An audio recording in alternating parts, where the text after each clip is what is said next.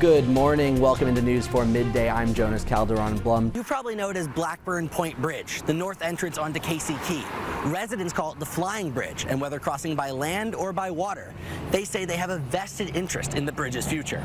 The Maryland Senate race could change the balance of power in Washington for years to come. The candidates just clashed on the debate stage in the studio behind me on issues such as their previous records and, most importantly, abortion. And if you want to help out or get the opportunity to meet cuties like the bearded dragon Duke right here, you can check out Second Chance Ranch and Rescue's Facebook group, or they're planning on hosting an event like this every month through the summer. Developing this morning, the NTSB is holding a 3-day hearing into January's mid-air crash that killed 67 people.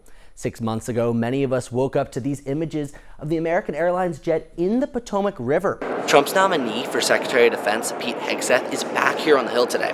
He's talking with senators unsure about confirming him in the new Trump administration. While it is quite a rainy day out here on Anna Maria Island, sea turtle nesting season is still in full swing. The Ringling Museum of Art is launching a new program this week that will run this summer. It hopes to bring young people into the fold to protect and cherish this cultural institution. And happening now, we're waiting to hear from DC's mayor and commander's executives. They'll spend the day testifying in front of the DC Council, trying to convince them to sign off on a plan to build a new stadium in the district. And as for the news of the day, Terry McLaurin is here for a training camp, but he is not on the field. He did come out and sign some autographs, but we have not heard of him signing a contract extension as those talks continue. Organizers tell me they plan to gather almost 300 people here at the mall at UTC to protest Trump's actions tomorrow. Yeah, Rick, I mean, these businesses were hit hard by the storm, but they tell me that it's really that they worked with the community to come back.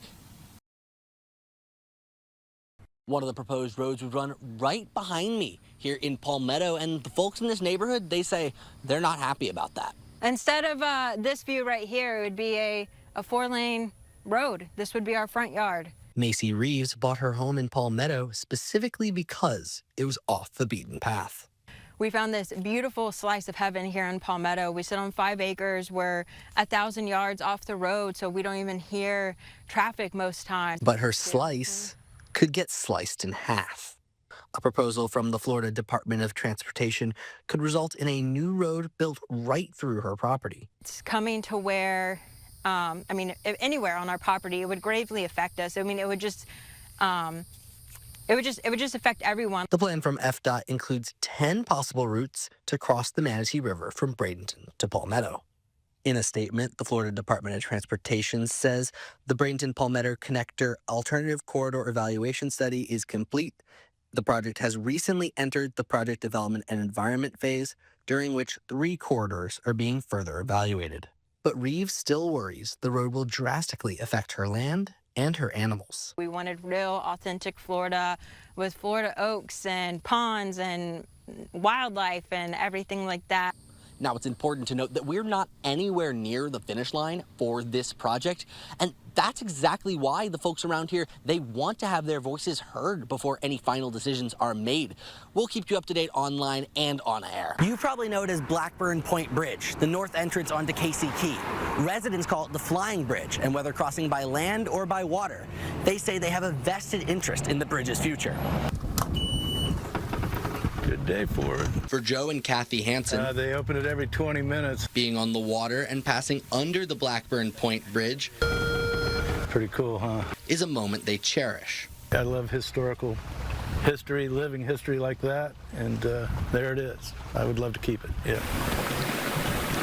The 98-year-old structure is one of just 9 operating swing bridges in Florida.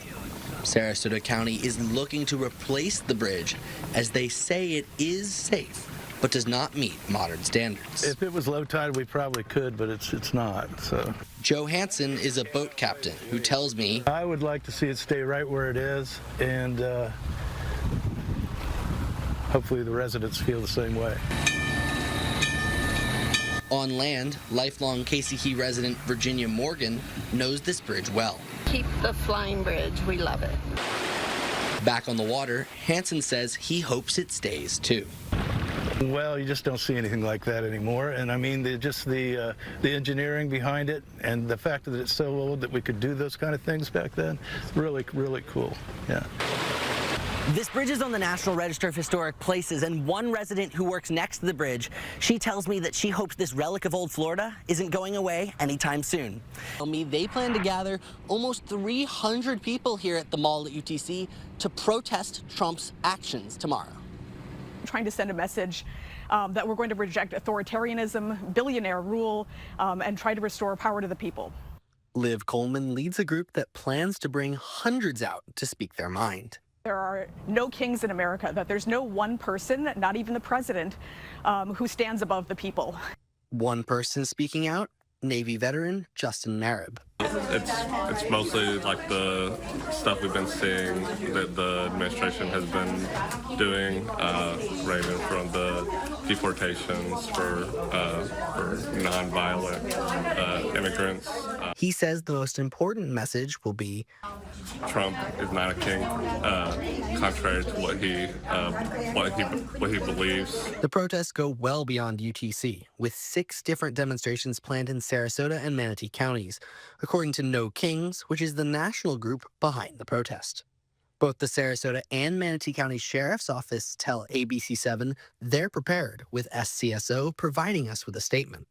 We have been monitoring it countywide with our other law enforcement partners, and we have appropriate staffing to address any issues. And Julie Forrester, president of the Sarasota Democratic Women's Club, says she hopes no issues arise. 100% peaceful. We have organized protests here like all year, and they have been 100% peaceful. We are not about rioting. We are not about instigating. We have de-escalators.